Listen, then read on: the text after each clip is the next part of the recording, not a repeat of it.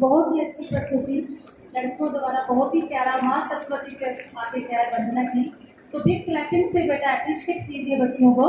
Big clapping, आपकी clapping की आवाज कम नहीं होनी चाहिए। Coming together is a beginning. Coming together is a beginning. Keeping together is a progress. Working together is success. Working together is success. The most awaited occasion is finally here.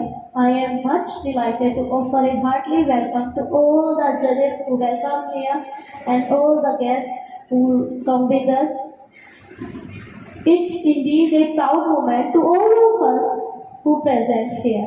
Now next is garland ceremony. So I would like to call our chairman sir, director sir, and principal, school principal, college principal, give some honor to our chief guest with garland. Wisdom personality is today with us. I know the achievement you have. You didn't need not any introduction. So please, I request all the senior staff, please, ready for garland ceremony. Yes, now I will request Mr. Sagar Ji Maleta. Please sir आप S T जोई sir को garland पहनाकर उनका स्वागत कीजिए कि वो कीमती समय में से हमारे पास पहुंचे हैं एस.टी. चोए जी।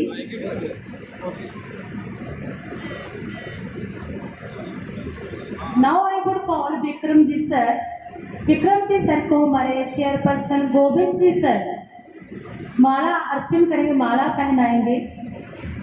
आगे मनजिंदर जी लेखा सर को अध्यक्ष जो हमारे बार अध्यक्ष हैं, उनको गोपाल जी लड्डा, मिस्टर गोपाल जी लड्डा माला पहनाएंगे।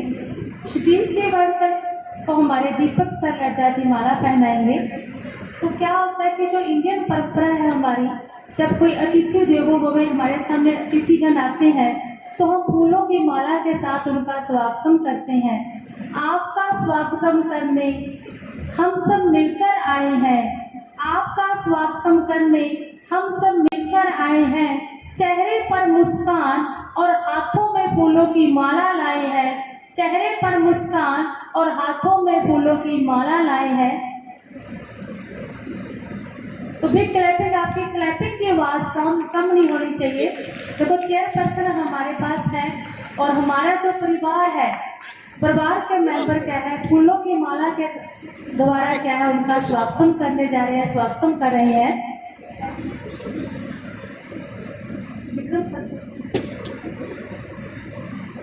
विक्रम सर जी को हमारे गोविंद जी सर माला पहनाएंगे। विक्रम सर को गोविंद सिंह सर जी माला पहना रहे हैं। फिर क्लैपिंग हो जाए। देखो आपकी क्लैपिंग की आवाज़ कम नहीं होनी चाहिए। देखो कीमती प्रीशियस टाइम से बहुत दूर से जो हमारे अतिथिगण हमारे बीच में आए हैं, आज संडे का सबका बिजी शेड्यूल होता है, तो प्लीज़ फिर क्लैपिंग हो जाए आपकी। उसके साथ में अभी हमारे एक छोटा सा स्कूल की तरफ से प्रोग्राम है स्वागतम सॉन्ग, जो आप हमारे अतिथि हमारे प्रांगण में आए हो as a career point Kota का एक वे ऑफ है, जो एक पार्ट है, आप उसका हिस्सा बनने जा रहे हो। उसी के साथ ही आज हम अपना स्वागतम, एक कल्चर इवेंट है हमारा, छोटे छोटे बच्चों द्वारा तैयार किया गया है। Please girls, come on the dais to give a warm welcome to our chief guest and the honorable audience. Ready girls for the welcome song?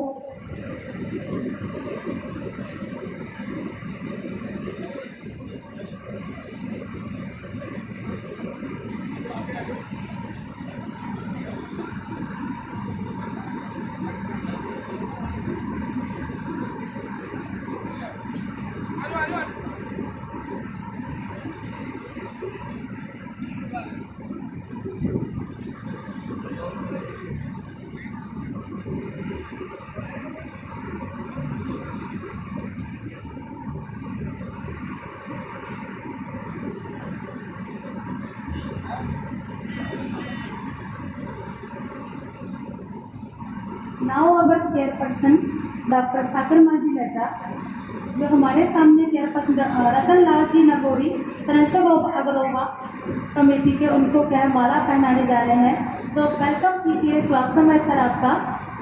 Big clapping से आप, बिग क्लैपिंग से वार्म वेलकम है sir आपका।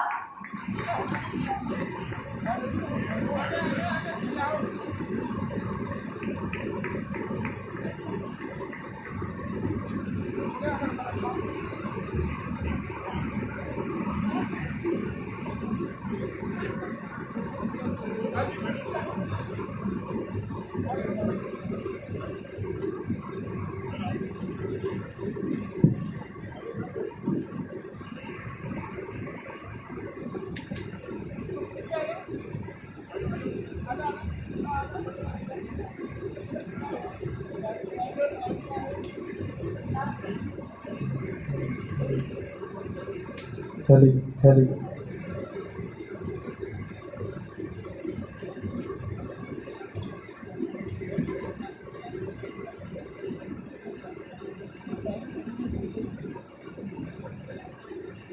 Let's now start the next event of the program, welcome song.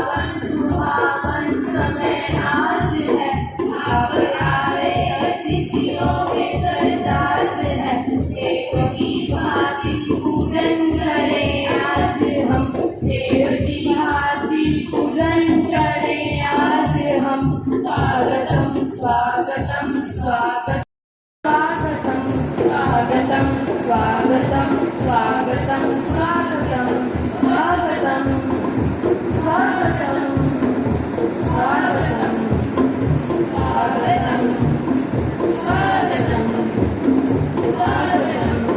स्वागतं स्वागतं से हमने है कलियां चुनी फूलों से माला बगिया से हमने है कलियां चुनी जाके फूलों से हमने माला बुनी करते हैं मिलके अर्पित सुमन आज हम करते हैं मिलके अर्पित सुमन आज हम स्वागतम स्वागतम स्वागतम स्वागतम स्वागतम स्वागतम स्वागतम स्वागतम स्वागतम स्वागतम स्वागतम स्वागतम स्वागतम स्वागतम स्वागतम स्वागतम। और बहुत ही अच्छी प्रस्तुति लड़कियों के द्वारा वेलकम सॉन्ग किया है, स्वागतम किया गया है।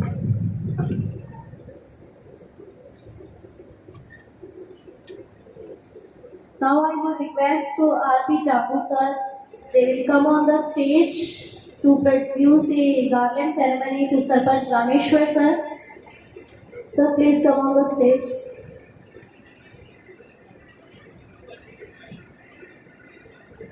Give a big hand for our guest.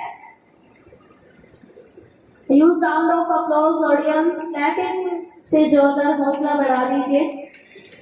आपकी क्लैपिंग की आवाज कम नहीं होनी चाहिए बेटा।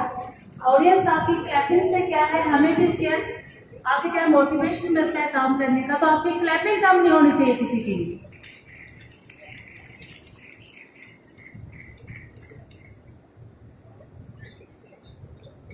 Thank you sir for present here.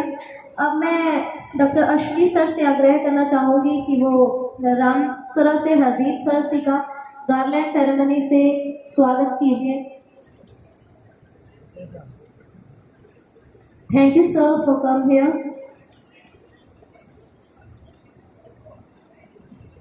Please audience clapping की गुंजाहट कम नहीं कीजिए। अतिथिगण, मान्य अतिथिगण का हौसला अफजाई कीजिए, तालियों से उनका स्वागत कीजिए। तालियों की गुंजाहट अभी तक स्टेज पर तो बिल्कुल भी नहीं आई।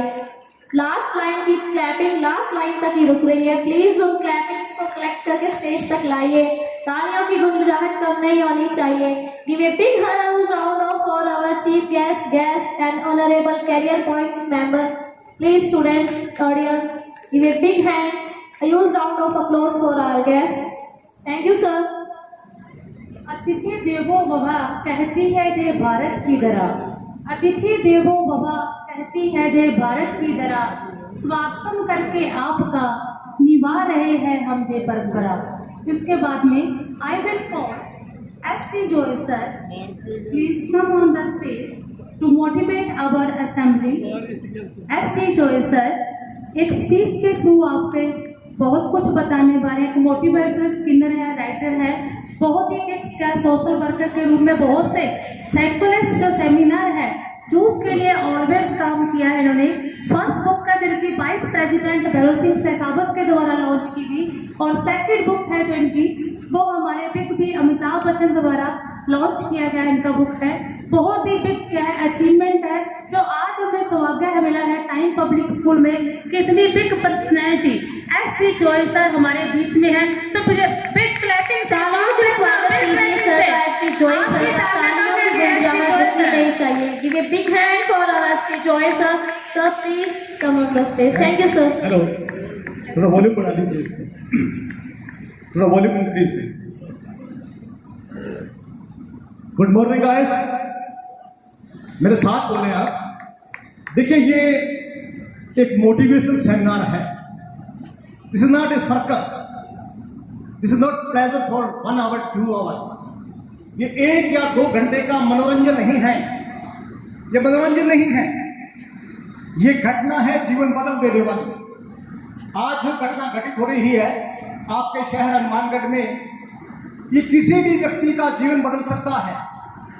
किसी भी व्यक्ति का मायने नहीं रखता कि वो व्यक्ति क्या है, मायने नहीं रखता कि वो व्यक्ति कोई मजदूर है, मायने नहीं रखता कि व्यक्ति किसान है, मायने नहीं रखता कि वो कोई प्राइवेट सर्विस कर रहा है।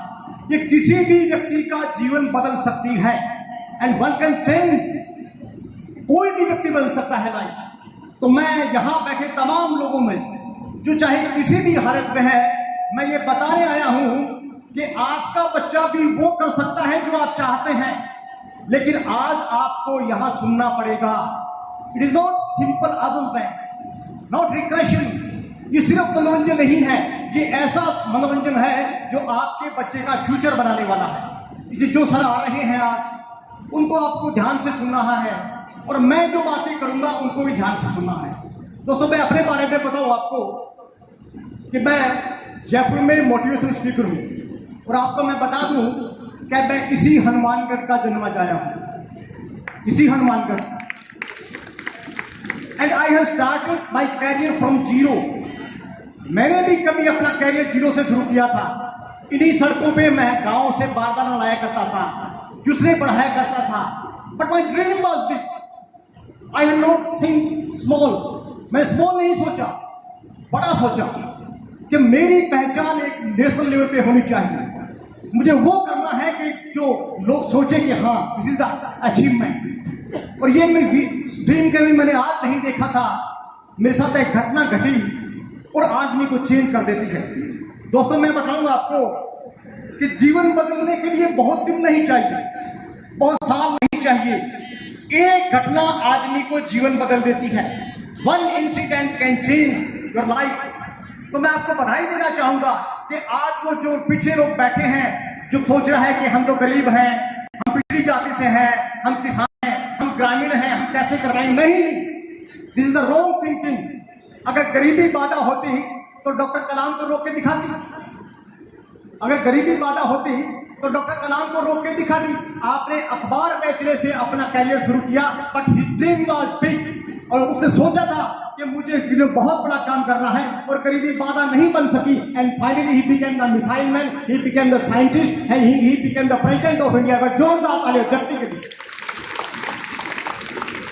तो ये काम आपका बच्चा भी कर सकता है। मत सोचिए कि मैं किसान हूं, मत सोचिए कि हम मजदूर हैं, मत सोचिए कि हम गरीब हैं, मत सोचिए कि हम ग्रामीण हैं, पिछड़ी जाति से। These are the barriers. Barriers is not outside, it is inside you। कि हम तो कैसे कर पाएंगे। अगर गरीबी बाधा होती तो मैंने बताया डॉक्टर कलाम को रोक के दिखाती, रामनाथ कोविंद को रोक के दिखाती। कभी आप एक कमरे के मकान में रहते थे, छत टपकती थी, मकान नहीं था आपके पास में, but he dream was big and finally he become the president of India. नहीं रोक सकी गरीबी का जोरदार तालियां व्यक्ति के लिए जो प्रेसिडेंट बने हमारे। अगर गरीबी बाधा होती, पिछड़ी जाति बाधा होती, तो भीमराव अंबेडकर रोक के दिखाती। आज संविधान को हम फॉलो करते हैं, वो पिछड़ी जाति से थे। तो कहने का मतलब है बाधाएं होती नहीं है। Barriers is not outside, it is in outside. भीतर होता है हमारे कि हम तो गरीब हैं, हम कैसे कर सकेंगे, हम पिछड़ी जाति से हम कैसे कर सकेंगे, हम लड़कियां हैं, हम कैसे कर सके। अगर लड़की होना बाधा होता तो सुनीता विलियम को रोक कर दिखाती, कल्पना चावला को रोक के दिखाती, मुक्ता राव जो भी RS टॉपर किया है उन्होंने बिफोर लास्ट ईयर, उसको रोक के दिखाती। नहीं रोक सकती। लड़कियां होना बाधा नहीं है, बट जोरदार तालियां लड़कियों के लिए कर सकती है सब। तो आज जितने भी लोग बैठे यहाँ पे, ये ना सोचे कि हम मूर्ति की तरह बैठे रहें। ये एक सेमिनार है जीवन बदलने का। इसलिए मेरे साथ जहां भी आपको अच्छे लगे, अपने बच्चों के लिए तालियां बनाए और कहें कि मैं मेरे बच्चे को बना के छोड़ूंगी, चाहे जोरदार कुछ भी तालियां तो बच्चों को। देखिए, मैं बताऊंगा आपको, सबसे पहले तो मैं अपनी स्टोरी बताता हूं आपको, and how I became an motivation speaker and why I choose this. After 27 years of government service I left that. 27 साल मैंने गवर्नमेंट सर्विस की। I was an development officer in LIC, but my dream was big. मैंने सोचा कि यार life ये नहीं है कि कुछ पैसों के लिए आप जिंदगी गिरवी रख दो। आप वो काम करें कि पैसा पीछे चले आए। Your personality is the biggest thing in your life. आपकी सबसे बड़ी चीज है वो आपकी पर्सनैलिटी है। मेरा भी था कि मैं कोई ऐसा काम करूं कि दुनिया में जाने के बाद भी रहूं, और ये प्रेरणा मिली मुझे मेरे फादर से। दोस्तों मैं अपने बारे में बताऊंगा आपको। इन 1965 1965 में मेरे फादर की डेथ हो गई।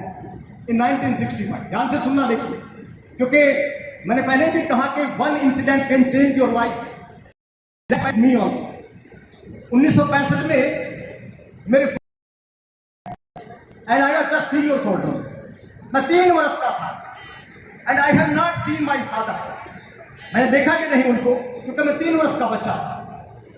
लेकिन जब मैं बड़ा हुआ, मेरी उम्र कोई 8-7 साल रही होगी, 10 साल रही होगी, तो लोगों ने मुझसे बहुत बातें की मेरे फादर के बारे में कि यार आपके फादर बहुत अच्छे आदमी थे, वो सोशल बहुत थे, लोगों के काम बहुत आते थे, इस तरह की बातें मुझसे करते।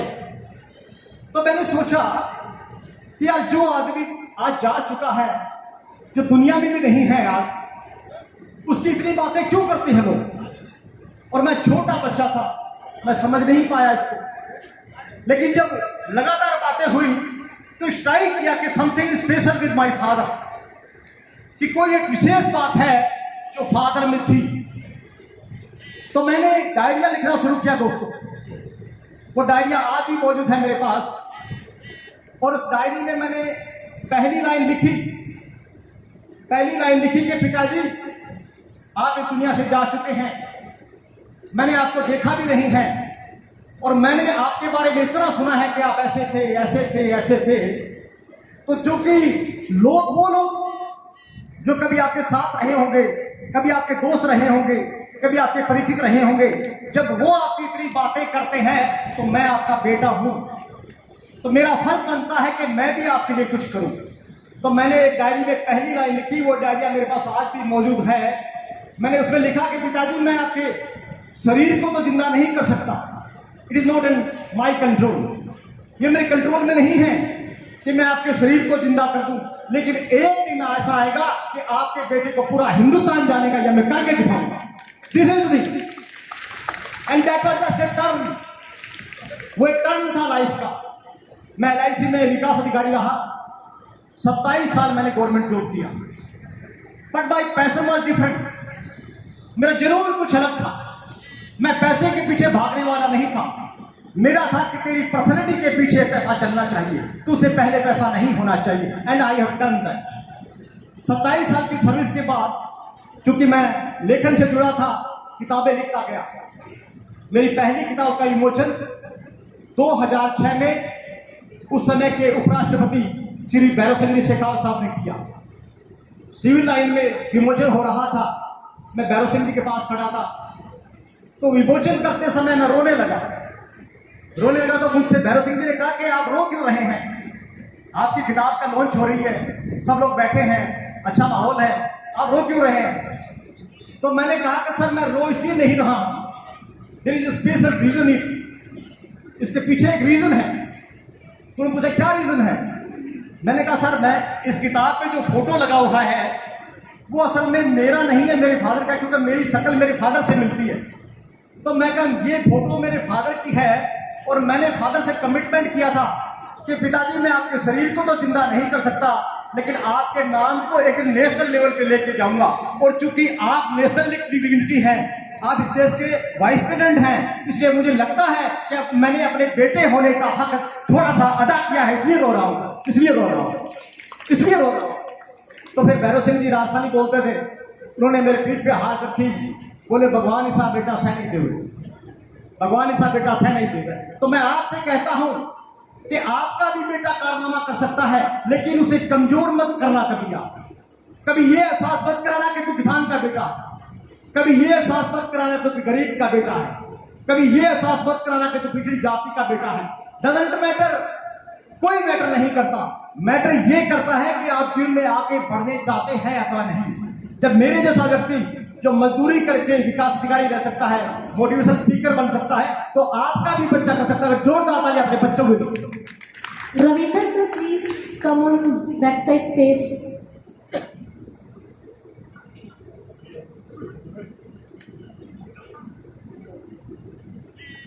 हेलो सर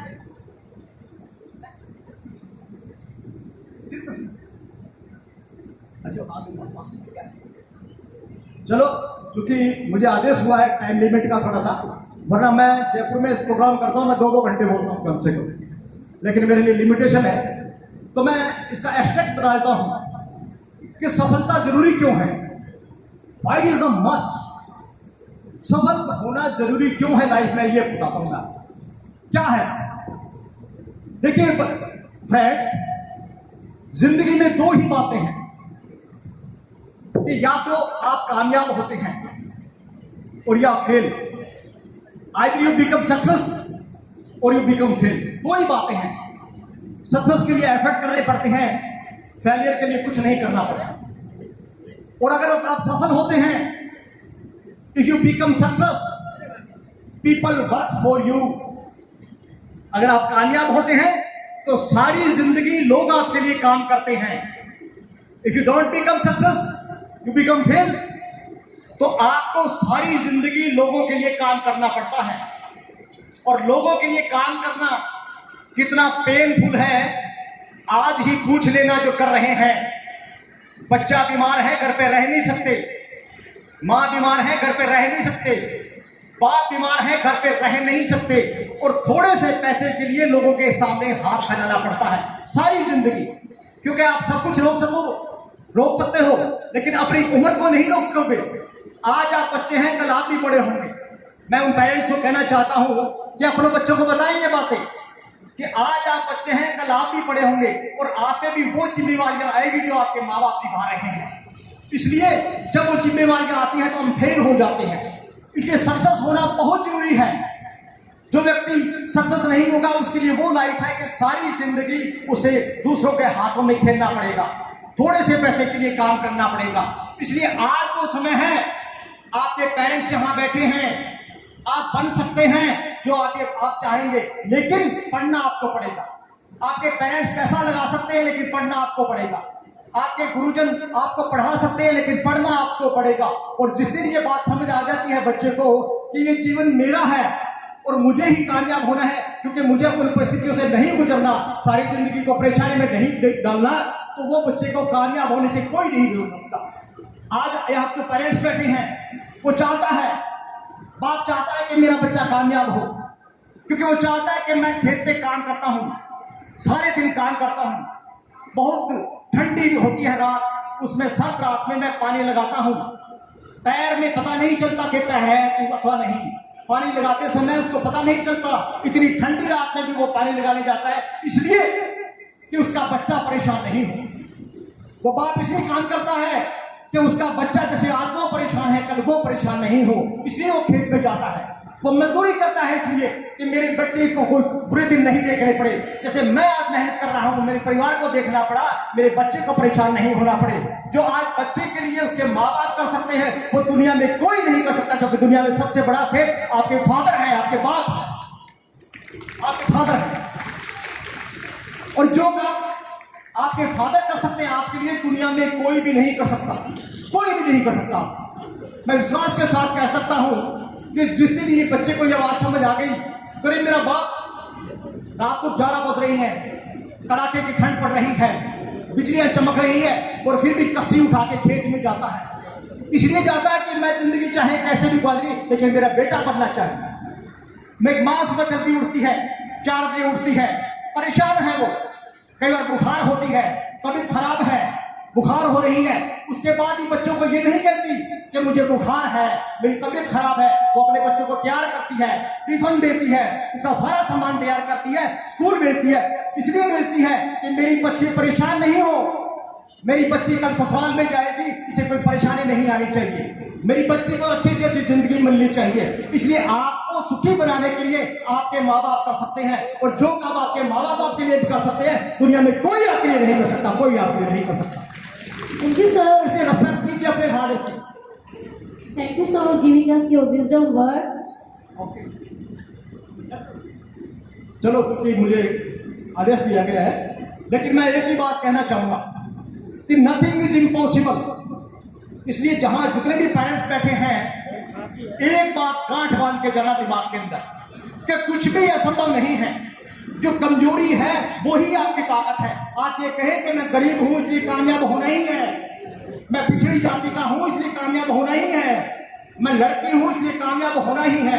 जो आपको कमजोर करती है उनको ताकत बना लेगा। जिंदगी में कामयाब होने से कोई नहीं रोक सकता, कोई नहीं। भाई गुड विशेष टू योर। बातें बहुत थी, अभी तो मेरा स्टार्टअप था, मैं तो 2-3 घंटे बोलने वाला हूँ। और चूंकि डायस का आदेश है इसे मैं रेस्पेक्ट करूंगा और सभी बच्चों से कहूंगा कि वो मौका आ चुका है, क्योंकि यहाँ सेंटर खुल चुका आपके लिए अपॉर्चुनिटी का। यहाँ से डॉक्टर बनेंगे, इंजीनियर बनेंगे। अब आपको कोटा जाने की जरूरत नहीं है, कोटा आपके घर आ गया। इसलिए उस कोटा के लिए जोरदार तालियां, लड्डा जी के लिए जोरदार तालियां को उसको देगा है। और तो सारा कैरियर कोचिंग का पॉइंट का बहुत बहुत आभार कि आप हमारे से टाई अप करके इस शहर को नई प्रतिभाएं डॉक्टर इंजीनियर देने वाले हैं। बहुत बहुत धन्यवाद आप सभी लोगों का, धन्यवाद। थैंक्स सर, बहुत ही अच्छा टाइम मैनेज किया, बहुत अच्छा मोटिवेट किया। और पेरेंट्स के साथ जुड़ने के लिए जो पेरेंट्स हमारे लिए सर्वोपरि है उसके बारे में बताया। एसटी जोया सर का बहुत बहुत धन्यवाद है कि बहुत ही अच्छा मोटिवेट किया स्टूडेंट्स को। बिग क्लैपिंग से बेटा उनका आपने जो आपको विचार बताया, तो क्लैपिंग होना चाहिए आप सबका। तो now I would call again start garden ceremony. Mister Rajeev ji Sihag ji हमारे बीच में है, chairperson of Mangal group of education, वो हमारे बीच में पहुंचे हुए। तो मैं चाहती हूँ कि डॉक्टर सागरवाल जी लेडा उनको गार्लैंड पहनाकर हमारे कार्यक्रम का हिस्सा बनने के लिए स्वागतम करें। बहुत ही अच्छी अचीवमेंट में इनके बच्चे हैं, जैसे डॉक्टर राहुल जी सिहाग एक IAS अधिकारी जो सबसे बढ़िया प्रशासनिक अधिकारी के रूप में है, तो हमारी संस्था के साथ जुड़े हुए हैं। आज बहुत ही बिग अचीवमेंट में पूरी की पूरी फैमिली सेटल है। तो क्लैपिंग के साथ बेटा राजीव जी सिहाग। Welcome Rajeev sir. इनके बेटे IAS है, वेलकम।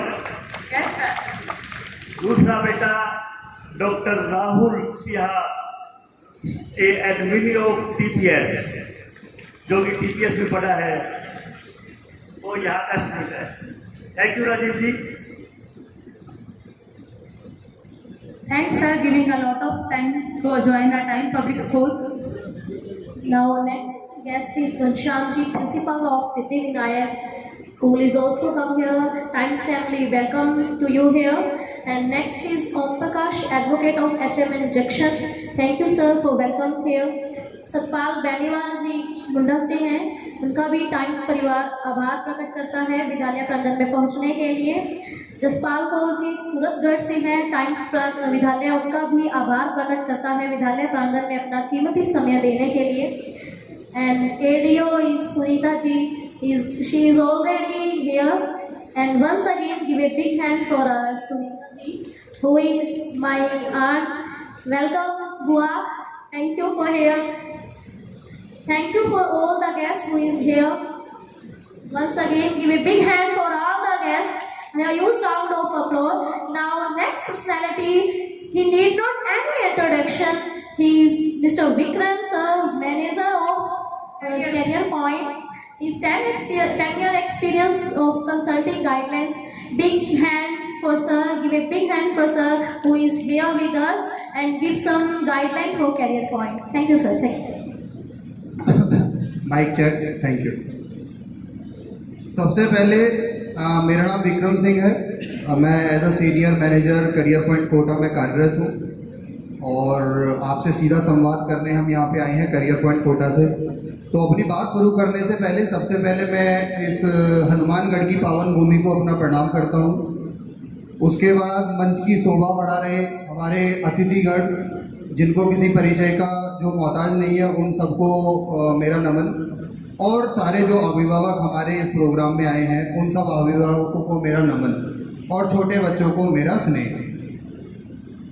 बात शुरू करने से पहले मैं थोड़ा सा आप सबको करियर पॉइंट से थोड़ा सा मुलाकात कराना चाहूँगा कि करियर पॉइंट जो कि एक 30 साल पुरानी संस्था है, 1993 में करियर पॉइंट की नींव रिस्पेक्टेड प्रमोद महेश्वरी सर जो डायरेक्टर है करियर पॉइंट के, उन्होंने कोटा में रखी थी। प्रमोद महेश्वरी सर के बारे में अगर मैं बताऊं तो वो खुद IIT दिल्ली से बीटेक है, IIT दिल्ली से बीटेक है सर खुद। सर के पास काफ़ी ऑफर्स थे कि वो बाहर भी जाके अपने जॉब्स के ऑफर्स थे उस टाइम पे, क्योंकि सर ने जब IIT किया था उस टाइम पे IIT में मात्र 800 सीट्स होती थी, मात्र 800 सीट। आज के टाइम पे आईआईटी में लगभग 16,500 प्लस सीट्स हैं। उस टाइम सिर्फ 800 सीट होती थी आईआईटी के अंदर।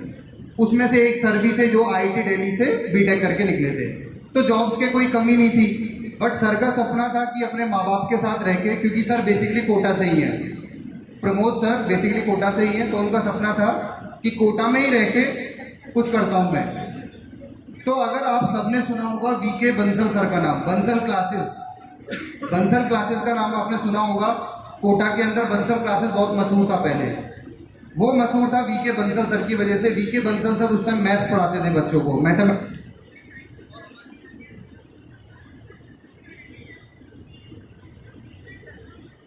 हेलो माइक चेक, आवाज बढ़ा दीजिए थोड़ा।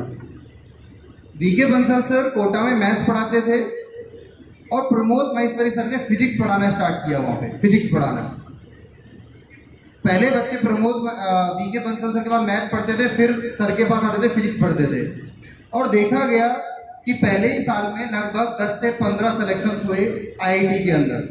कोटा बहुत छोटा शहर था उस टाइम, कोटा को कोई नहीं जानता था, कोई भी नहीं जानता था कोटा को। 1990s की बात बता रहा हूँ मैं आपको। लगभग 15 सिलेक्शन जब हुए, उस टाइम 800 सीट होती थी, तो सबकी नजरें कोटा पे गई कि ऐसा वहाँ क्या हुआ कि एक साथ 15 बच्चे वहाँ से सेलेक्ट हुए हैं।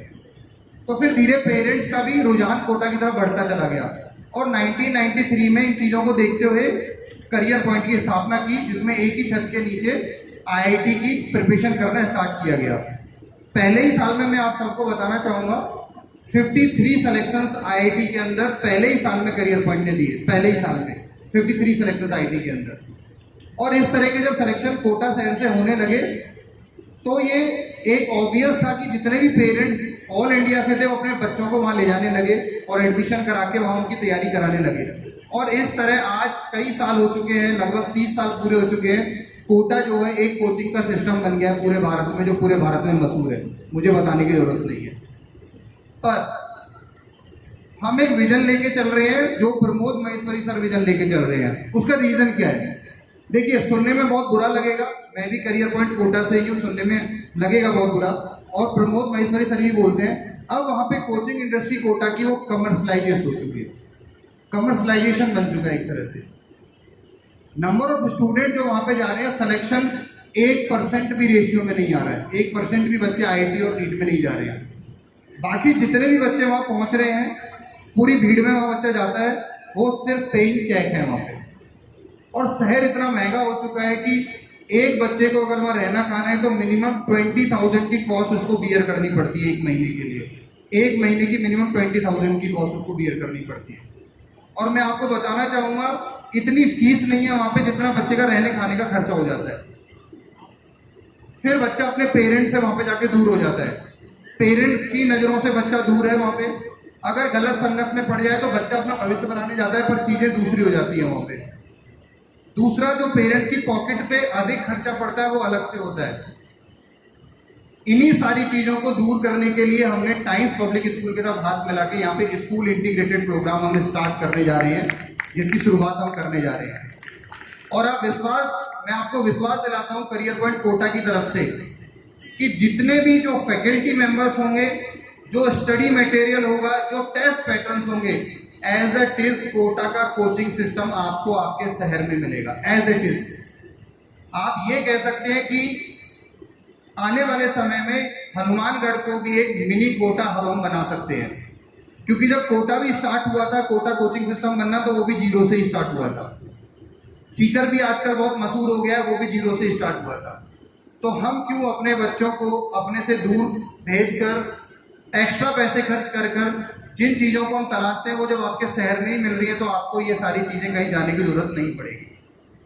और देखिए, इसमें दोनों का रोल है। कई बार क्या है, हमें लगता है कि पेरेंट्स ने फीस भर दी और पेरेंट्स का रोल खत्म हो गया। ये सुनने में अटपटा लगेगा। हम बोलते हैं अपने बच्चे को कि मैं क्या कर सकता हूँ, मैं तेरी फीस ही तो भर सकता हूँ, बाकी तो तुझे ही करना है। ये बहुत गलत हम सोचते हैं, ये मेरा मानना है, हो सकता है आपका मानना थोड़ा अलग हो। उसका रीज़न है, मुझे लगभग 12 साल हो गए हैं नीट और आईआईटी जेईई में बच्चों को कंसल्टेंट करते हुए। 12 साल से मैं एक ही जॉब में हूँ और एमबीए करने के बाद में मैं एजुकेशन इंडस्ट्री में आ गया, और 12 साल से नीट और आईआईटी जो बच्चे कर रहे हैं मैं उन्हीं के साथ काम कर रहा हूँ। और मैं अपने एक्सपीरियंस से ताल ठोक के कह सकता हूँ कि पेरेंट्स का रोल 50% है बच्चे के भविष्य के अंदर। 50% पूरा का पूरा 50% रोल है पेरेंट्स का, क्योंकि जब स्टूडेंट 10th से 11th में जाता है तो बच्चे ने बाहर की दुनिया नहीं देखी होती, उसे नहीं पता होता कंपटीशन का लेवल क्या है, दुनियादारी नहीं पता होती उसे। पर जो हमारे पेरेंट्स हैं जिन्होंने सारी चीज़ देखी है, वो चीज़ों को समझते हैं बहुत अच्छी तरीके से, और उनकी गाइडेंस बच्चे को तब तक चाहिए होती है जब तक बच्चा कहीं अच्छी जगह ना पहुंच जाए। ये मैंने अपने एक्सपीरियंस में देखा। जिन बच्चों का नीट में सिलेक्शन हो रहा है, जिन बच्चों का IIT में सिलेक्शन हो रहा है, बच्चे तो मेहनत कर ही रहे हैं, फैकल्टी भी मेहनत कर रही है, उनके पेरेंट्स भी उतना ही मेहनत कर रहे हैं उनके साथ। वो सिर्फ ये नहीं कह रहे हैं कि भैया हमने फीस दे दी और हमारी जिम्मेदारी खत्म हो गई। ये एक छोटे से एग्जाम्पल से मैं आपको समझाऊंगा। लगभग 7 years बैक, 7 साल पहले मैं फरीदाबाद में था। फरीदाबाद के एक सेंटर पे काम कर रहा था। फरीदाबाद दिल्ली से लगभग 40 किलोमीटर दूर पड़ता है फरीदाबाद। वहाँ पे एक बच्चा था, अजय शर्मा। बच्चा एवरेज था, मीडियोकर बच्चा था। बच्चे का कॉन्फिडेंस ऐसा था कि अगर आप उससे सामने संवाद करेंगे तो वो आंख में आंख मिला के बात नहीं कर सकता था, इतना एवरेज बच्चा था। उसने 2 year 11th और 12th 2 year प्रोग्राम में एडमिशन लिया JEE की तैयारी करने के लिए उस सेंटर पे, जिस सेंटर पे मैं काम कर रहा था। और हम देखते थे उसकी मदर डेली क्लास बच्चे की शाम को 4 बजे स्टार्ट होती थी और 7:30 बजे तक चलती थी डेली क्लास। उसकी मदर बच्चे के साथ आती थी और बाहर काउच जो सोफा होता था हमारा ऑफिस का, वहां जाके बैठ जाती थी। बच्चा क्लास में चले जाता था और जब उसकी क्लास खत्म होती थी उसको लेके साथ में जाती थी। 2-4 बार हमने देखा, फिर हमने बोला मैम आपको परेशान होने की जरूरत नहीं है, बच्चा यहाँ सेफ है, जब छुट्टी हो तो आप लेके चले जाइएगा उसको। तो उनका जो कहना था, उन्होंने सिंपल बोला कि सर मैं इस वजह से नहीं जा रही यहाँ पे कि बच्चा यहाँ मेरा सेफ नहीं है, मुझे पता है बच्चा सेफ है, मैं सिर्फ यहाँ इस वजह से बैठी हूँ कि उसको ये लगना चाहिए कि मेरी मम्मी बराबर मेहनत कर रही है मेरे साथ। ये रियल एग्जाम्पल मैं आपको दे रहा हूँ जो मैंने अपनी लाइफ में खुद देखा। ऐसे बहुत ढेरों सारे एग्जाम्पल मैं दे सकता हूँ आपको। तो माँ बाप का सिर्फ ये कह देना कि मैं सिर्फ फीस में सपोर्ट कर सकता हूँ, पैसा दे सकता हूँ, मेरी जिम्मेदारी खत्म नहीं होती है। मेरी जिम्मेदारी फीस देने की तो है ही, फीस मैं ही दूंगा। बच्चा थोड़ी इस 10वीं 11वीं का से फीस लेके दे देगा, वो तो मेरी जिम्मेदारी है। हमारे माँ बाप ने भी हमारे लिए किया था।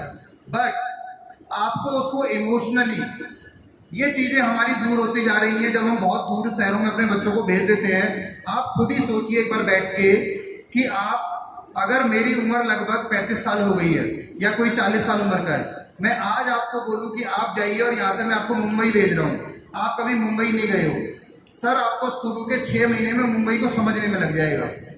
बीइंग अ एक्सपीरियंस कि आपको 35-40 साल का एक्सपीरियंस है, तब भी आपको टाइम लग जाएगा। सर भी आ गए हैं, पहुंच गए हैं, सर भी 2 मिनट में आ जाएंगे।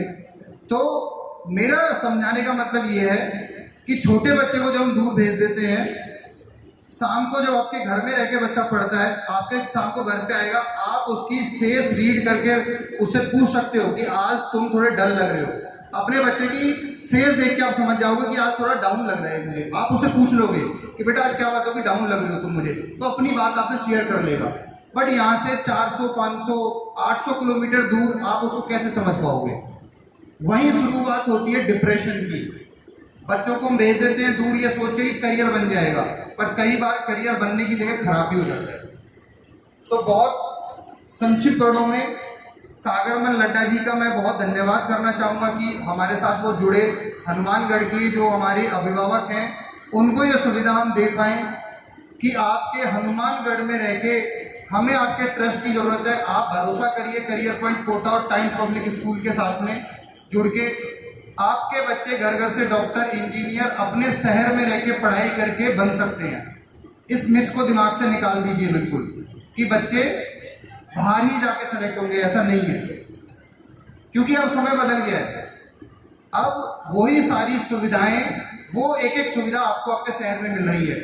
वही कोटा की फैकल्टी, वही कोटा का स्टडी मटेरियल, वही कोटा के सारे टेस्ट, वो सब आपके शहर में आपको हम करियर पॉइंट की तरफ से टाइम्स पब्लिक स्कूल के साथ मिलके यहाँ पे देने वाले हैं।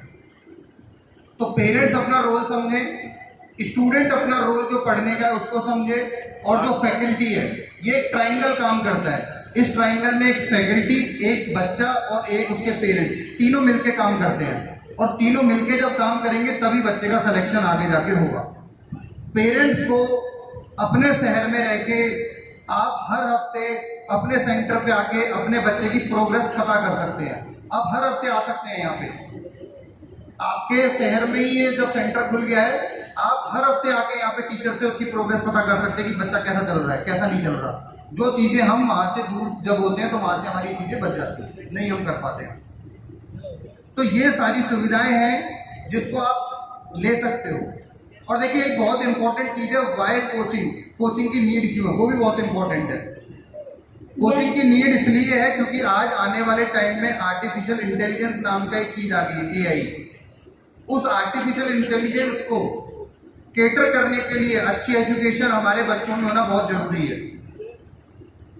आप देखते हो आजकल चैट GPT एक चल रहा है, वो PhD की थीसिस भी बना के दे देता है। आजकल बच्चे को PhD का कुछ करने की जरूरत नहीं है, चैट GPT में जाए वो थीसिस बना के दे देता है। तो इसलिए हमें अपने बच्चों को तैयार करना है ताकि कल को मशीन हमारे बच्चे को रिप्लेस ना कर दे। कल को कोई मशीन आके कह रहे हैं रोबोट चल रहे हैं, तो उसको वो मशीन रिप्लेस ना कर दे। इसलिए हमें अपने बच्चों को तैयार करना है, अच्छी संस्थाओं में भेजना है, IIT NIT डॉक्टर ऐसी संस्थाओं में। तो इसी के साथ मैं अपनी बात को समाप्त करना चाहूँगा। करियर पॉइंट के जो डायरेक्टर सर हैं, शैलेंद्र महेश्वरी सर, आप पीछे फोटो देख पा रहे हैं, SM सर के नाम से सर मशहूर हैं। लगभग 27 साल हो गए हैं सर को मैथ्स पढ़ाते हुए, मैथमेटिक्स पढ़ाते हुए। करियर पॉइंट कोटा के डायरेक्टर हैं सर, मैथ्स फैकल्टी हैं सर, और सर ने लगभग अपने करियर में बहुत सारे AIR 1 ऑल इंडिया 1 रैंकों को मेंटर किया है। तो सर क्योंकि टाइम पे आ जाते हैं, but due to some delay थोड़ा लेट आए हैं, सीधा संवाद करने आप लोगों से करियर पॉइंट कोटा से सर सीधा आपसे संवाद करने आ रहे हैं। सर अपनी बात आपके सामने रखेंगे, आप पेरेंट्स के जो भी डाउट्स होंगे, कुछ भी होंगे, उनका मौका आपको मिलेगा तो आप लीजिएगा। ठीक है, thank you. Welcome to Miss SF sir. I request audience please give a standing position to our chief guest with a big hand. A huge round of applause with big hand clapping.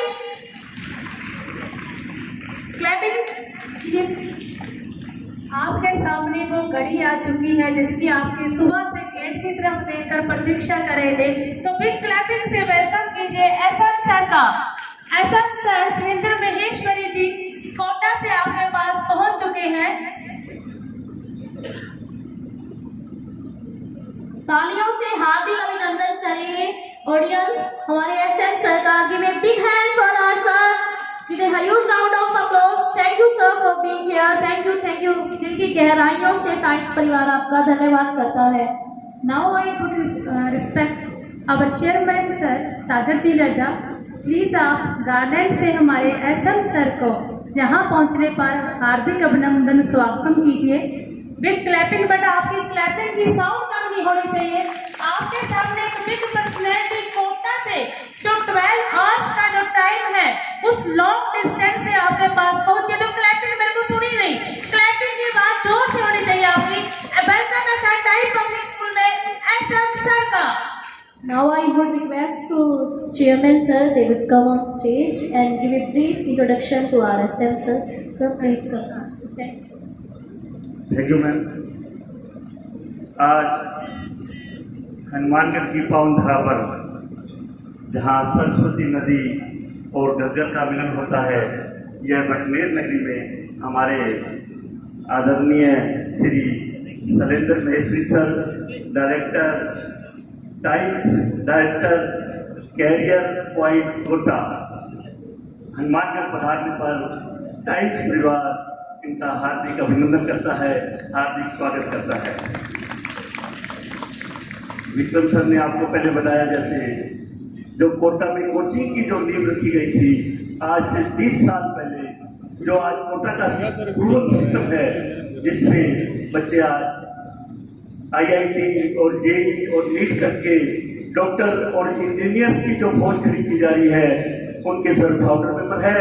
मैं sir से request करता हूँ आए और अपने हमारे times परिवार के और हमारे आदरणीय अभिभावकों से और हमारे चीफ गेस्ट, हमारे जो गेस्ट आज पधारे हुए हैं, उनके साथ संवाद करेंगे। Thank you sir, welcome. Welcome with clapping से एसएफ सरकार विद क्लैपिंग से वेलकम है on the stage. Thank you very much. सबसे पहले तो आप सबको बहुत बहुत नमस्कार। अच्छा, ओके, एक मिनट।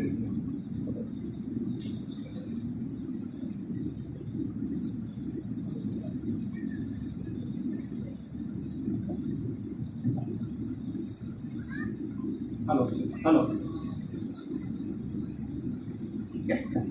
हेलो, आवाज आ रही है जी? बहुत बहुत नमस्कार और बहुत बहुत धन्यवाद। आपने जिस तरह से खड़े होकर मेरा अभिनंदन किया, बहुत ही अच्छा लगा।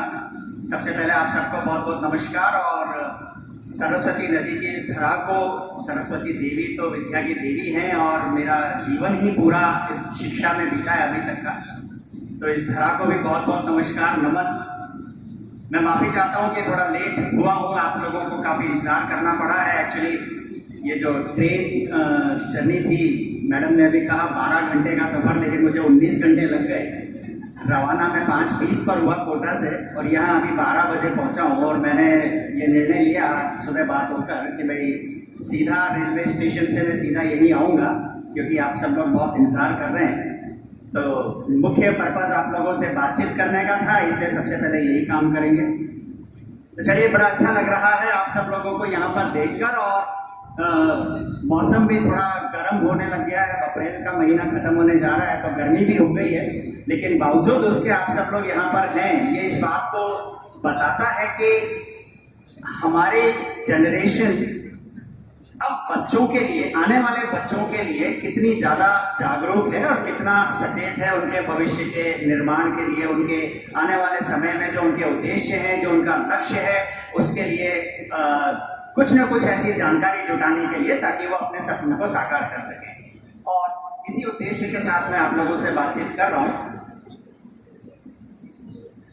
आप सब लोग यहाँ पर आए हैं, निश्चित रूप से दिमाग में कुछ न कुछ जरूर है कि कुछ ऐसा सीखना है या कुछ ऐसा जानकारी लेनी है। तो पहले मैं भी एक बार थोड़ा सा आप लोगों से परिचित हो जाऊं। मेरे बारे में तो मैडम ने अभी बता ही दिया और अड्डा साहब ने बता दिया। मैं आप लोगों से जानना चाहता हूँ, जितने भी यहाँ बच्चे हैं उनसे बात कर रहा हूँ, बाकी अभिभावक मुझे दिखाई दे रहे हैं। आप में से 12th क्लास के बच्चे कितने हैं? एक बार अपना हाथ उठाएं, ताकि जो मैं बातचीत करूँ वो आप लोगों के एकदम सटीक हो तो ज्यादा अच्छा रहेगा। अच्छा, और क्लास 11th के बच्चे कितने हैं? क्लास 10th के बच्चे कितने हैं? 9th क्लास के बच्चे कितने हैं? ओके, और इससे छोटी क्लास के 8th 7th, ओके, कुछ वो भी बच्चे हैं। चलिए, बहुत अच्छी बात है।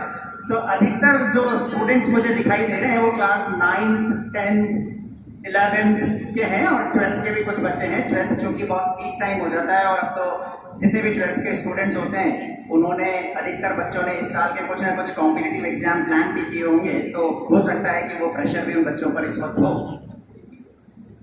निश्चित रूप से 9, 10, 11, 12 ये 4 साल ऐसे हैं जिंदगी के जिसमें जो कुछ आप करते हैं वो आने वाले 60 साल तक आपके साथ चलता है।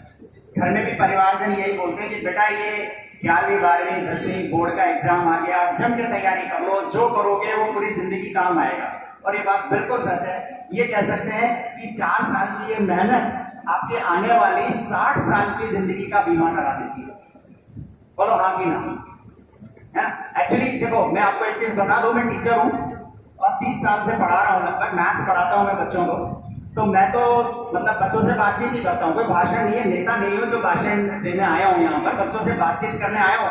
और टीचर का तो एक उसूल होता है कि जो वो समझाना चाहता है, अगर बच्चों को समझ में आ गया तो बहुत अच्छी बात है, वरना समझाकर छोड़ता है, फिर दोबारा समझाता है, तब तक समझाता है जब तक समझ में नहीं आ जाए। यहाँ स्कूल में खड़ा हुआ हूँ तो स्कूल के टीचर्स भी यहाँ पर है और वो भी इस बात को बहुत अच्छे से इस बात को मानते हैं कि टीचर जब समझाता है तो समझाकर ही छोड़ता है। इसलिए हाँ या ना बात।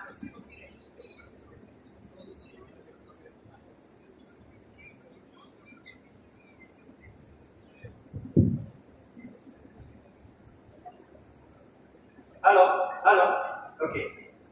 हाँ, तो बातचीत तो अपनी होती रहेगी। मतलब अपन सीखने के लिए टीचर को भी ये जानना जरूरी है कि जो वो बोल रहा है वो बच्चों को समझ में आ रहा है कि नहीं आ रहा है ना? तो बच्चों लोग तैयार हो ना इस बात के लिए? सीखने के लिए, बातचीत करने के लिए। हाँ, ये मत सोचना सर मैथ्स के टीचर है तो मैथ्स पढ़ाने लग जाएंगे, है ना। यहाँ अपन वो करेंगे जो आपके आने वाले इन सालों में आपकी वो नींव निर्धारित करने के लिए जरूरी है जो आपको आगे चाहिए अपनी लाइफ में। तो बच्चों, जब आप यहाँ आए हो तो आपने निश्चित रूप से अपने दिमाग में एक सपना जरूर सोचा होगा कि भाई मैं, जैसे 11th के जो बच्चे हैं उन्होंने तो ये निर्णय ले लिया होगा कि हम साइंस में जाना चाहते हैं या हम कॉमर्स में जाना चाहते हैं। कोई ना कोई उन्होंने अपनी एक भूमिका बना ली होगी दिमाग में और उसी के अनुसार उन्होंने अपना 11th 12th शुरू किया। जो 9th 10th के स्टूडेंट्स हैं उन्होंने भी कहीं ना कहीं बैक ऑफ द माइंड ये जरूर सोचा होगा कि भाई मुझे लाइफ में बनना क्या है ना। आज का दौर इतना जबरदस्त है, सोशल मीडिया का जमाना है, हर कोई इस बारे में सचेत रहता है। तो आप में से डॉक्टर कितने बच्चे बनना चाहते हैं? एक बार हाथ खड़े करो। डॉक्टर कितने बच्चे बनना चाहते हैं? हाँ, घबराओ मत भाई, यूं थोड़ी है अभी आपकी मेडिकल की मैं टेस्ट ले लूंगा कि अच्छा डॉक्टर बनना चाहते हो तो ये बताओ वो बताओ, ऐसा कुछ नहीं है। हाँ चलो ठीक है। इंजीनियर कितने बच्चे बनना चाहते हैं? IIT NIT का सपना कितने बच्चे दिख रहे हैं? ओके। CA कितने बच्चे बनना चाहते हैं? ओके। अच्छा, कलेक्टर कितने बच्चे बनना चाहते हैं? IAS? हाँ, बहुत सारे। चलो बहुत बढ़िया बात है। बच्चों, मैं आपसे एक बात पूछना चाहता हूं। आपने एक निर्णय तो ले लिया, बहुत सारे बच्चों ने लिया है कि मैं डॉक्टर या इंजीनियर या इस तरह का कुछ ना कुछ आपने सोचा है कि हमें ये पता है जिंदगी में। आपको कैसे पता कि डॉक्टर बन जाएंगे तो लाइफ सेट हो जाएगी? आप तो अभी डॉक्टर नहीं हो, तो आपको कैसे पता चला कि भाई डॉक्टर बन जाने से बड़ा अच्छा रहता है, इंजीनियर बन जाएंगे तो बहुत अच्छा रहेगा, है ना। निश्चित रूप से कहीं ना कहीं समाज में जो कुछ हम देखते हैं उससे हम प्रभावित होते हैं, परिवार वाले हमारा मार्गदर्शन करते हैं और वहीं से हम निर्णय लेते हैं कि भाई मुझे डॉक्टर बनना है। हमने देखा हमारे शहर में डॉक्टर साहब हैं, बहुत फेमस हैं, उनको फोन करो तो 4 दिन बाद का तो अपॉइंटमेंट मिलता है, भीड़ लगी रहती है। जहाँ जाते हैं ना वहां पर समाज में किसी भी फंक्शन में चले जाओ तो लोग हाथ जोड़कर खड़े हो जाते हैं, डॉक्टर साहब डॉक्टर साहब। आपको लगता है जिंदगी हो तो ऐसी, लाइफ तो ऐसी होनी चाहिए। इंजीनियर है, आपने पढ़ा, न्यूज़पेपर्स में पढ़ा, आपने टीवी चैनल्स पर देखा, IIT दिल्ली से एक लड़का पास होकर निकलता है, IIM अहमदाबाद में जाता है, फिर वहां से जब निकलता है तो 2 करोड़ रुपए साल का पैकेज पर उसको कोई कंपनी अपने यहाँ पर बुला लेती है। आपको लगता है यार यही काम करना है मुझे तो लाइफ में। यहीं से सपने देखने की शुरुआत होती है और यहीं से हम अपने भविष्य का निर्माण शुरू करते हैं। बात सच है, लेकिन इसके पीछे डॉक्टर और इंजीनियर बनने के बजाय अगर मैं आपको एक दूसरा ऑफर दूं कि भाई चलो मुकेश अंबानी बन जाते हैं, तो आप बताओ कितने बच्चे डॉक्टर बनना चाहेंगे और इंजीनियर बनना चाहेंगे? हाँ, नहीं ना। एक्चुअली आप जो रास्ता चुन रहे हैं वो रास्ता है, आपने जो निर्धारित किया है डॉक्टर या इंजीनियर बनना या कुछ और बनना, वो सिर्फ रास्ता है, वो मंजिल नहीं है। मंजिल तो कुछ और है, जहाँ पे तो हम वास्तव में कुछ और हैं। हम कहीं ना कहीं हम ये सोचते हैं कि हमारा समाज में रुतबा होना चाहिए, बहुत सारा पैसा होना चाहिए, इज्जत होनी चाहिए, प्रभाव होना चाहिए, सेटिस्फेक्शन होना चाहिए, जो हम करें उसमें हमें आत्मसंतुष्टि मिलनी चाहिए, मतलब कुछ ना कुछ इस तरह की बात होती है और इसीलिए हम इन रास्तों को चुनते हैं। वास्तव में हम सक्सेसफुल होना चाहते हैं और सक्सेस की हम ये परिभाषा बनाते हैं कि हाँ ये सब मुझे चाहिए जिंदगी में और उसके लिए हम अपना काम आगे बढ़ाते हैं। बोलो हाँ कि ना? हाँ कि ना? हाँ हाँ, है ना। आपकी आवाज आ जाएगी मेरे तक, घबराओ मत। आप में मेरे से ज्यादा जोश है भाई, है ना। मेरे से आधी उम्र के बच्चे हैं तो आप में निश्चित रूप से मुझसे ज्यादा एनर्जी है, बहुत ताकत है। ये माइक की तो जरूरत अब पड़ती है, जब आपके बराबर के थे तब माइक की जरूरत नहीं पड़ती थी, है ना। तो कुल मिलाकर हम ये सब पाना चाहते हैं। लेकिन बच्चों एक बात है, आपने किसी डॉक्टर को देखकर या किसी इंजीनियर को देखकर ये निर्णय तो लिया कि भाई मुझे भी वैसा बनना है, पर कभी आपने गहराई से उनके अंदर झांकने की कोशिश की कि उन्होंने उस मंजिल तक पहुंचने के लिए कितनी मेहनत की है? कुछ बच्चे जब कामयाब होते हैं, सेलेक्ट होते हैं, उनके इंटरव्यूज न्यूज़पेपर में आते हैं, छपते हैं अखबारों में। आप अगर उसको पढ़ते हैं तो आपको पता चलेगा कि उन्होंने उस मंजिल तक पहुंचने के लिए जी तोड़ मेहनत की है। मैंने आपसे बोल तो दिया मुकेश अंबानी बन जाते हैं, लेकिन अगर आप मुकेश अंबानी की भी जीवनी पढ़ेंगे ना तो आपको पता चलेगा कि उसने किस लेवल की मेहनत की है। आप अपने समाज में, अपनी सोसाइटी में ऐसे प्रभावशाली लोग जिनको देखकर अपना निर्णय बनाते हैं, उनके बारे में आप विचार करें। वो डॉक्टर साहब आपके शहर के जिनके बारे में आप सोचते हो कि हाँ इनके जैसा बनना है, अगर आप उनकी गहराई तक जाएं तो उन्होंने अपनी जिंदगी के सालों बिता दिए मेडिकल कॉलेज में, पहले मेडिकल कॉलेज में जाने के लिए तैयारी, फिर मेडिकल कॉलेज में तैयारी, फिर वहाँ यहाँ, आज भी रात भर, और इमरजेंसी के केस आ जाते हैं तो रात को भी उठकर जाते हैं। यानी उन्होंने उस मंजिल को इतनी आसानी से हासिल नहीं किया। यानी जब हम उस रास्ते पर चलने लगते हैं तब हमें पता चलता है कि वास्तव में उस मंजिल तक पहुंचने के लिए करना क्या है, कितनी मेहनत करनी पड़ती है। जिन खो जाते हैं पानियां गहरे पानी बैठ, सुना होगा आपने, है ना। किनारे पर बैठकर कुछ नहीं मिलेगा, अंदर उतरना पड़ता है। यानी कामयाबी के लिए कुछ करना पड़ता है। और आज आप जब इस सेमिनार में आए, मैं जब अंदर एंटर कर रहा था तो विक्रम सर आपसे बात कर रहे थे और वो बता रहे थे कि आपको सफलता के बारे में बताएंगे, आपको मोटिवेट भी करेंगे। ये इस तरह की कुछ आवाज मेरे को सुनाई दे रही थी। पर बच्चों मैं आपको एक चीज बताता हूँ, सफलता का मंत्र कोई नहीं होता। आप सोचो कि कोई एक ऐसा मंत्र मिल जाए, कोई ऐसा फॉर्मूला मिल जाए, उसको हम रट लें, जैसे मैथ्स के फिजिक्स के फॉर्मूले रट लेते हैं, साइंस के फॉर्मूले रट लेते हैं तो हम भी कामयाब हो जाएंगे। पर वास्तव में ऐसा होता नहीं है। ऐसा कोई फॉर्मूला नहीं बना जिसको आप रट लो तो आप सक्सेसफुल हो जाओ। इस फॉर्मूले का निर्माण करना पड़ता है, इस फॉर्मूले को बनाना पड़ता है।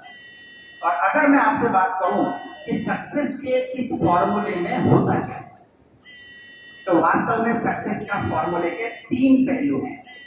कितने हैं? कितने हैं? हाँ, पहला है राइट गाइडेंस। क्या है? रटवा के छोड़ूंगा ये सक्सेस का फॉर्मूला, क्योंकि सक्सेस का फॉर्मूला ही तो सीखना है ना। हाँ, तो पहला तो है सक्सेस फॉर्मूले के 3 स्टेप्स हैं, 3 स्टेप फॉर्मूला है सक्सेस पाने का। पहला है राइट गाइडेंस। क्या है? Right guidance.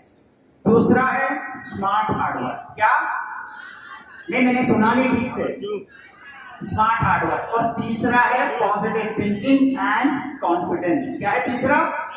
Positive thinking and confidence. ये 3 चीजें दिमाग में बिठा लो, बहुत अच्छे से बिठा लो। पहला राइट गाइडेंस, दूसरा स्मार्ट हार्डवर्क और तीसरा पॉजिटिव थिंकिंग एंड कॉन्फिडेंस। एक बार फिर से बोलना, पहला राइट गाइडेंस, दूसरा स्मार्ट हार्डवर्क और तीसरा positive thinking and confidence. Paper पे लिख लो, घर पर पढ़ाई करते हो ना जिस टेबल चेयर पर बैठकर, उसके आगे लगा लो number 1 right guidance, number 2 smart hard work और number 3 positive thinking and confidence. ये फॉर्मूला अगर आपने अपने जीवन में उतार लिया, इस फॉर्मूले पर अगर आप काम करने लग गए, तो निश्चित मानिए, ये मेरी गारंटी है, आप कामयाब जरूर होंगे। और हकीकत में यही सक्सेस का फॉर्मूला है। हम चाहते हैं, बहुत बढ़िया, ताली बजाने से मोटिवेशन भी मिलता है, बड़ा अच्छा लगता है, बजाते रहना बीच बीच में, है ना। बहुत सीधा, बहुत खुलकर तो परिवार की तरह बात करने वाले लोग हैं। नेताओं की लैंग्वेज अलग होती है, परिवार के लोगों की लैंग्वेज अलग होती है ना। तो मैं आपसे जो बात कर रहा हूं ना, पहला राइट गाइडेंस, दूसरा स्मार्ट हार्डवर्क और तीसरा पॉजिटिव थिंकिंग एंड कॉन्फिडेंस। अब हम अगर कुछ पाना चाहते हैं, हमारा कुछ उद्देश्य है, हमें ये एग्जाम क्रैक करना है, इस कॉलेज में जाना है, ऐसे पढ़ाई करनी है, तो उसके लिए गाइडेंस चाहिए। लेकिन गाइडेंस का होना जितना जरूरी है, उससे कहीं ज्यादा जरूरी है राइट गाइडेंस। क्योंकि आजकल सोशल मीडिया का जमाना है, आप कोई भी नाम गूगल पर डालो तो वो अपनी कहानी दिखा देगा। सही है या गलत है इसकी कोई गारंटी नहीं है, लेकिन आपको हर चीज मिल जाएगी। सोशल मीडिया पर क्या नहीं मिल जाएगा, सब कुछ मिल जाता है ना। ज्ञान देने वाले लोग भी बहुत मिल जाएंगे। हमारे कोटा में तो चूंकि इतने सारे बच्चे आते हैं, हर साल लाखों बच्चे पढ़ने आते हैं, आपने सुना ही है, जानते ही हैं आप लोग। तो वहां तो ये बात बड़ी फेमस है कि भाई रेलवे स्टेशन से उतरो, ऑटो में बैठो, तो वो ऑटो वाला ही पता चला बहुत बड़ा ज्ञानी है। फिर कहीं किसी चौराहे पर उतरो, पान की दुकान वाले के पास पहुंच जाओ तो वो बहुत बड़ा ज्ञानी है। वो आपको IIT, NIT और मतलब नीट सबके बारे में कुछ ना कुछ बता देगा। आपको लगेगा यार मेरे से ज्यादा तो ये जानता है। लेकिन हकीकत में बात यह है कि सिर्फ ज्ञान होने से ज्ञान होना ज्यादा जरूरी नहीं है, जबकि उससे ज्यादा जरूरी है सही ज्ञान होना। अगर हमने उसकी गहराई को नहीं पकड़ा तो हम वहां पर कामयाब नहीं हो पाते। तो जो आपको गाइडेंस दे रहा है, जिससे आप सीखते हो, जो आपको पढ़ाता है, जिस इंस्टीट्यूट में, जिस स्कूल में, जिस कॉलेज में आप पढ़ते हो, वहां पर गाइडेंस का सटीक होना बहुत जरूरी है। और आज के इस दौर में चूंकि प्रचार प्रसार का जमाना है, तो सही गाइडेंस का चयन कैसे किया जाए ये समझना भी बहुत जरूरी है। इसीलिए मैंने गाइडेंस नहीं बोला, मैंने बोला है राइट गाइडेंस। ये जो तीन मंत्र हैं राइट गाइडेंस, ये बच्चे जितना समझेंगे उससे ज्यादा पेरेंट्स समझेंगे, क्योंकि पेरेंट्स की उम्र बड़ी है, बच्चों से ज्यादा तजुर्बा है, उन्हें पता है कि बच्चों को गाइडेंस के लिए क्या देना चाहिए। और जो स्मार्ट हार्डवर्क और पॉजिटिव थिंकिंग एंड कॉन्फिडेंस वाले 2 पार्ट हैं, ये निश्चित रूप से बच्चों को अपनी दैनिक दिनचर्या में उतारने वाले 2 पहलू हैं। तो राइट गाइडेंस में यानी कि गाइड का सिलेक्शन कैसे किया जाए, राइट गाइडेंस मिलेगी कैसे, किससे हम ज्ञान लें, किससे हम पढ़ें, कौन हमें बताएगा, कौन हमें समझाएगा, इसमें कुछ पैरामीटर्स होते हैं कि आप इन बातों का ध्यान रखो। आप जब भी गाइड सेलेक्ट करो, जब भी किसी स्कूल में एडमिशन लो, जब भी किसी कोचिंग इंस्टीट्यूट में एडमिशन लो, जब भी किसी ट्यूशन पर पढ़ने जाओ, जब भी किसी कॉलेज में पढ़ने जाओ, इस बात के प्रति हमेशा सचेत रहिए कि आपको जो गाइडेंस दे रहा है, क्योंकि कॉलेज में, स्कूल में, कोचिंग में, ट्यूशन पे टीचर के पास गाइडेंस के लिए तो जाते हैं। तो अगर गाइडेंस देने वाला सक्षम नहीं हुआ तो आप अपने लक्ष्य को कैसे प्राप्त करोगे। इसलिए गाइडेंस के यानी राइट गाइडेंस के क्या पैरामीटर्स हैं वो मैं आपको बताता हूँ। उसमें आता है जैसे फैकल्टी अच्छी होनी चाहिए, बहुत सीधी सी बात है ना। लेकिन यहाँ पर भी एक बहुत बड़ा पेज है। न्यूज़पेपर में आप देखते हो 10 टीचर के फोटो छपे हुए होते हैं। बेस्ट फैकल्टी, हर कोई बोलता है बेस्ट फैकल्टी, मैं भी बोलता हूँ बेस्ट फैकल्टी, हमारे यहाँ पर बेस्ट फैकल्टी है ना। आप किसी दूसरे स्कूल में जाओगे, दूसरे कोचिंग में जाओगे, वो भी बोलेंगे हमारे यहाँ पर बेस्ट फैकल्टी है। सबके पास बेस्ट फैकल्टी है। कोई ये कहेगा कि नहीं साहब मेरी फैकल्टी बेस्ट नहीं है, कोई नहीं कहेगा। ये हमें समझना पड़ेगा। आपने देखा न्यूज़पेपर में कि आप बहुत बड़ा इंस्टीट्यूट है, बड़ा नाम है और इनके टीचर्स के फोटो छपे हुए हैं, 10-10 टीचर्स के फोटो छपे हुए हैं, बहुत ही अच्छे टीचर्स हैं। आप किसी से फीडबैक लो तो उनका चर्चा भी बहुत अच्छी होती है। लेकिन बेस्ट कौन है ये हर किसी के लिए अलग अलग होगा। वो व्यक्ति जो बेस्ट है, लेकिन अगर उसके पास आपको देने के लिए टाइम नहीं है तो वह आपके लिए बेस्ट कैसे हो सकता है। आपको मेरी बात समझना आई हो तो बोलो हाँ। मैं कितना भी बढ़िया हूं, कितना भी एक्सपीरियंस मुझे हो, 30 साल का एक्सपीरियंस मेरे पास है, लेकिन अगर मेरे पास आपको देने के लिए टाइम नहीं है तो मैं क्या आपके लिए बेस्ट साबित हो पाऊंगा? बिल्कुल नहीं होऊंगा। आज वो कोचिंग इंस्टीट्यूट जो बेस्ट फैकल्टी बोलते हैं, उन बेस्ट फैकल्टी से ज्यादा बच्चों को पढ़वाना चाहते हैं कि भाई ये भी तुम्हें पढ़ाएंगे, तुम्हें भी यही पढ़ाएंगे, तुम्हें भी यही पढ़ाएंगे, सुबह से शाम तक वही पढ़ा रहे हैं। अब उनके पास टाइम ही नहीं है कि वो आपके डाउट्स को हेल्प सॉल्व कर सकें, तो वो आपके लिए बेस्ट कैसे हो? किसी का बोला हुआ एक बार में समझ में आ जाए ऐसा तो हो ही नहीं सकता। जब आप क्वेश्चन सॉल्व करते हो, मैंने आगे का जो दूसरा पॉइंट है ना, स्मार्ट हार्डवर्क, मेहनत करना, प्रैक्टिस करना, तो वहां काम करना पड़ेगा। जब आप क्वेश्चन सॉल्व करोगे, प्रैक्टिस करोगे तो डाउट्स आएंगे। तो जो टीचर्स आपके पास हैं अगर वो अवेलेबल ही नहीं हो पा रहे हैं तो फिर आपके लिए बेस्ट कैसे हो? ऐसा होता है कि पढ़ा कोई और रहा है, डाउट बताने के लिए ट्रेनिंग फैकल्टीज बैठे हुए। हमारे यहाँ हमने तो सिस्टम बना रखा है कि भले teacher 4 class, 3 class, 2 class, 1 class कम दे दी जाएगी, टीचर को 2 क्लास कम दे दी जाएगी, लेकिन वो जिन टीचर्स को पढ़ा रहे हैं वो टीचर्स, उन बच्चों को वो टीचर ही डाउट्स बताएंगे।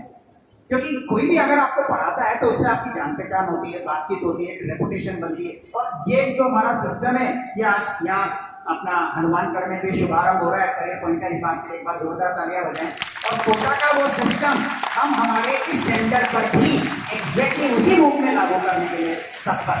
मतलब हमारी फिलॉसफी यही है कि भाई बेस्ट वही है जो बच्चों को उनकी प्रॉब्लम्स को सॉल्व करने में हेल्प करे। एक उदाहरण देता हूं मैं आपको।